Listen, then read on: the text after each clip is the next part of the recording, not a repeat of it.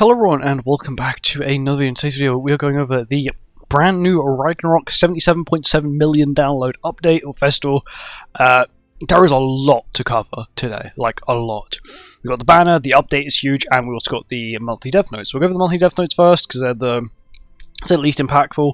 So we have the Ragnarok Chapter 9 story, some other stuff as well, but also new content, which is kind of odd. Because, we haven't had new content in a very long time. So, this new content is part of the World Tree and is called Hall of Heroes. After quite some time, new content called Hall of Heroes will be added to the World Tree. Hall of Heroes has been designed as the highest level battle content available only to heroes who have true awakened and are prepared to spark our knight's desire for greater challenges. However, it is not content that will demand overwhelming difficulty from start to finish. Instead, it will be structured so you can gradually break through by clearing each floor one by one, solving strategic elements along the way. With every floor, a new tactical challenge awaits, and overcoming them will bring you the joy of growing stronger step by step. While Hall of Warriors aims for high difficulty, our goal is not to make it simply hard, instead to design it so each stage has a hero's strengths and joys. Basically, they're trying to make balanced content. This sounds a little bit like Tower of Trials, which was a content they removed a very long time ago. They initially said that they revamped it and said, oh, you'll be able to reset it every year. Then they forgot about it for a few years, then they got rid of it, and then we had World Tree. And now they're doing this, which sounds a little bit like it. Of course, will they add new content to it? Maybe not. They're changing the way how Demonic Beast works, and now on floors 1 to 3 you can now use food, but not only that, but the rat will now guarantee drop you the main material at the end, which is also pretty cool. And then they've changed Demon King Shop. So the Demon King Shop now, the exchange event, it's basically on every month. You can exchange materials with others to make a more balanced amount of memory crystals you have. Instead of that now being an event, it's now a permanent feature of Demon King. You can now exchange your memory crystals out for other memory crystals, so you have a more balanced set, just in case, you've got like 1,000 giant and like 100 unknown. You can now balance out the amount. And they've changed some other stuff with the equipment exchange. So now you can exchange certain parts of the gear. So, for example, let's say you've got crit damage pieces in the exact same place. You have a set of UR defense pieces. You can now just switch out those instead of switching out the full sets and having to manually switch out stuff, which is also pretty handy. And it's something that, I guess, has been needed for quite a while now. Now going to the update itself, which is the biggest thing. As you can see here, it was Skuld, who was the person who can see into the future, which actually makes sense, because Bartra has the ability to see into the future, and then we had Liz, who's, I guess, a woman. She's a goddess, right? That's as close as it's getting. Yeah, she has the ability to see the fate, basically. Here she is here, she's a green giant, which is really odd. The banner itself, we'll have a look at that in a second. Actually, no, we'll have a look at that now. Let's look at it now. So she is a green giant. As you can see, her passive is, like, soon we're going to have like entire songs. This is crazy at this point. Increase applicable allies' base stats by 5% and decrease their damage taken by 15% for each one participating in battle, which is Giants and Ragnaroks. Gains Unbound Prophecy, 2-star, and applies Thread of Fate on applicable allies at the start of the battle. Thread of Fate increases HP related stats by 20%. Increase target allies' skill ranks when removed. Oh, that's pretty cool. So you can get... So your allies' ranks, your skill rank increases, which is actually pretty cool.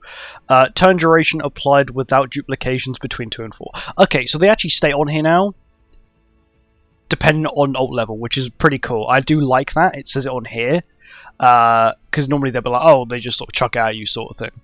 Applies Thread of Fate to 2 heroes for 4 turns in battle with 4 heroes.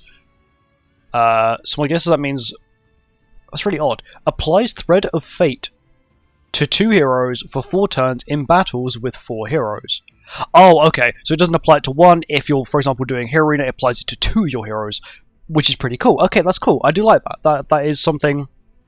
That's a change. It's good. It's nice. I like it.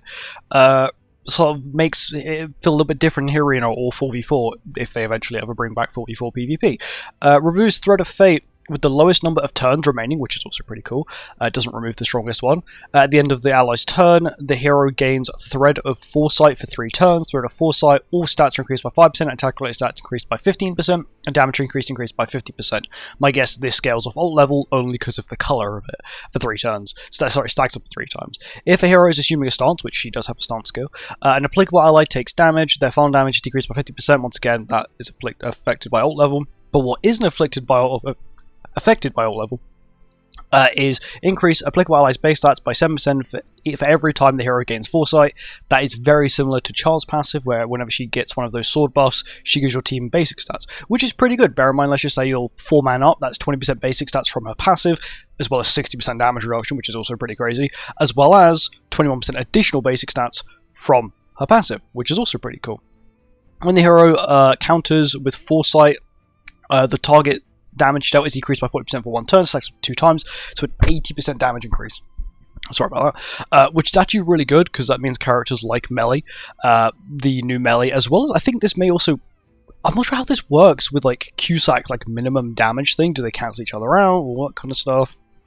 And she also has a Unity as well, which increases HP-related stats of allies with the Unity effect by 10%, which is pretty good for like Melee and Gelder, I guess, or anyone who I guess would normally have like a red Tamio, but you don't want to give them red Tamio.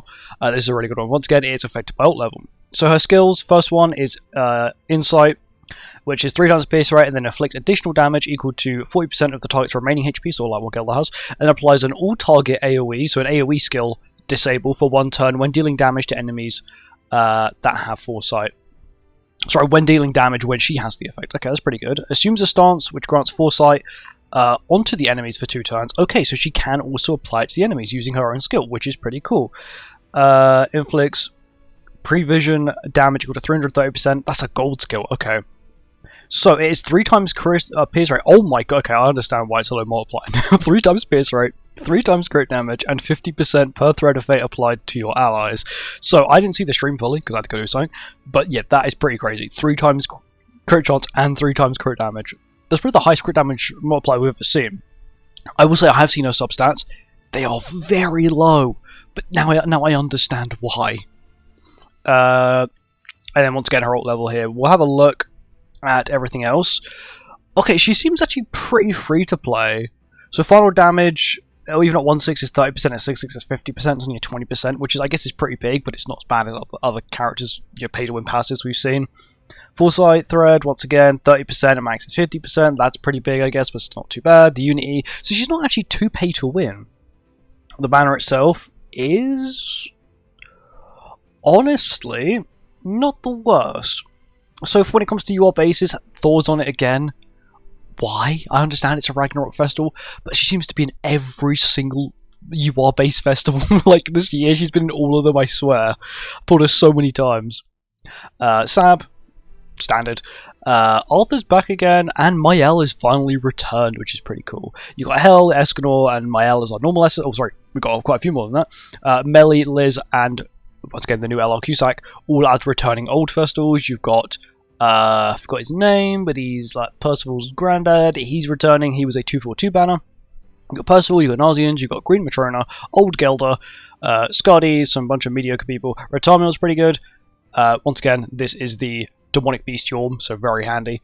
Freya's pretty good, Green Sigurd's pretty good, Bold is also pretty good. She does also work with the Ragnaroks as well, which is pretty good. This is just the pay-to-win banner, so never ever summon on this banner. It's the biggest scam known to man. It is only a 3%, sorry, it's only, I think it's like 6% rate up, which is nothing. Bear in mind, I believe this is like 4, but this looks like a 4% banner. We can also get 1 free summon as well, as you can see from the Part 2 missions and the Hero Trial as well. And apparently another one, the 7... Oh, that's a bundle, don't worry. So we get 1 free summon. And onto the update itself, which we stopped it here.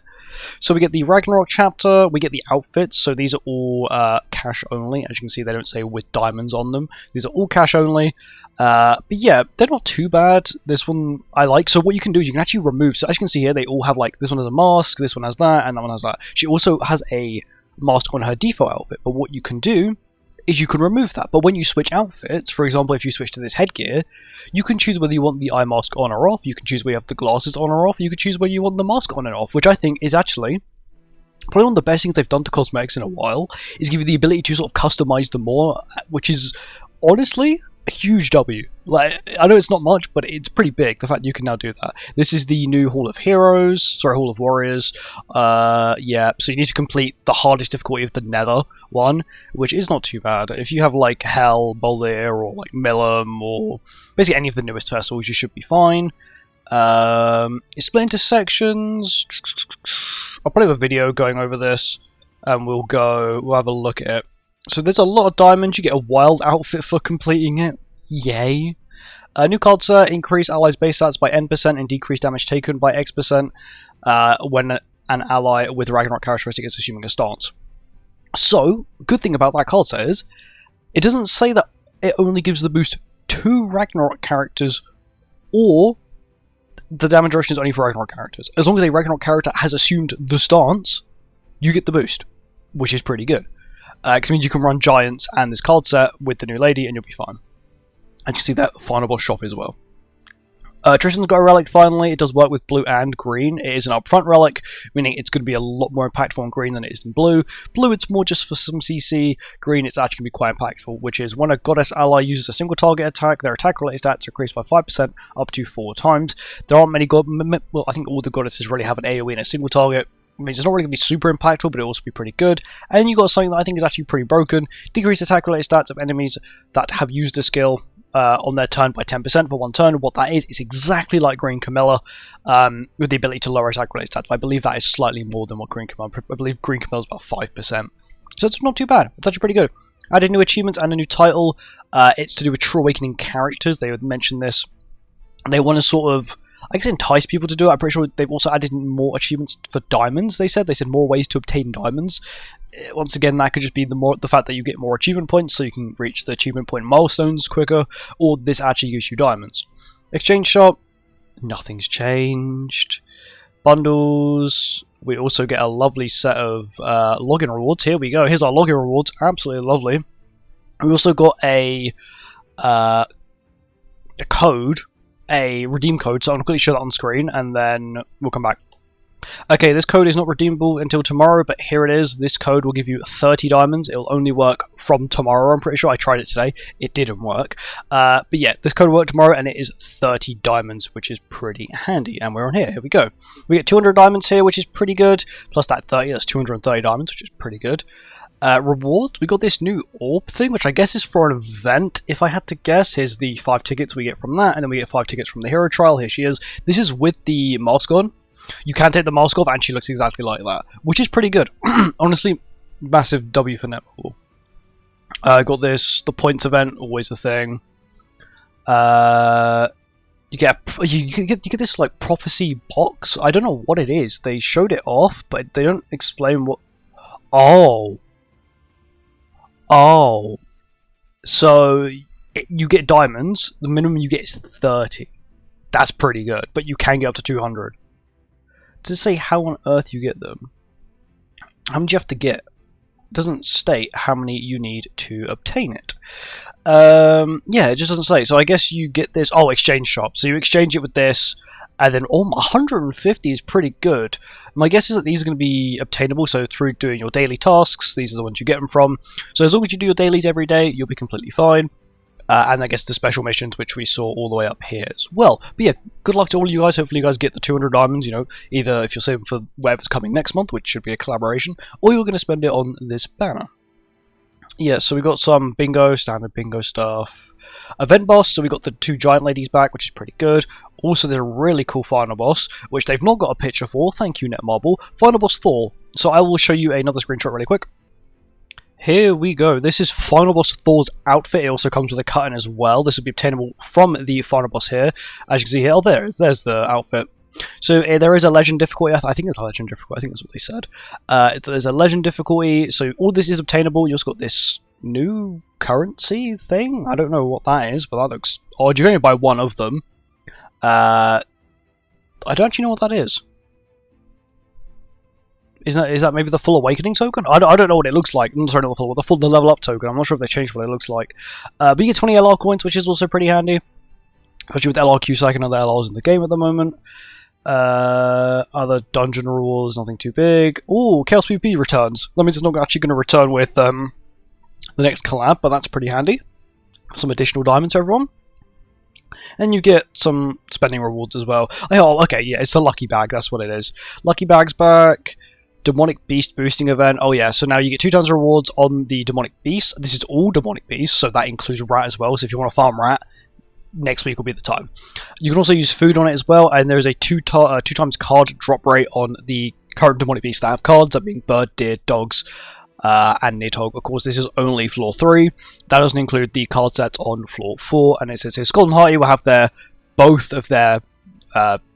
Skull's card and Hearty's card will have the double boost, which is pretty good. Normal exchange stuff, new outfit for Demon King, which is kind of okay. It's a Hawk Boss one. I might grab it because I just don't have very many outfits for him. His outfits weren't too good. And they've changed like that. It shows the stats. If you increase it, you can exchange certain pieces of gear easily. Bingo, they've changed how the bingo works. Yeah, it looks pretty decent. And here is the exchange for Demon King. As you can see here, you now just click top right when you're on Demon King, and now you can just exchange them. I'm not sure. It does say 50 remaining. They didn't actually state 50 per week. Okay, so it's 50 per week, which is pretty good.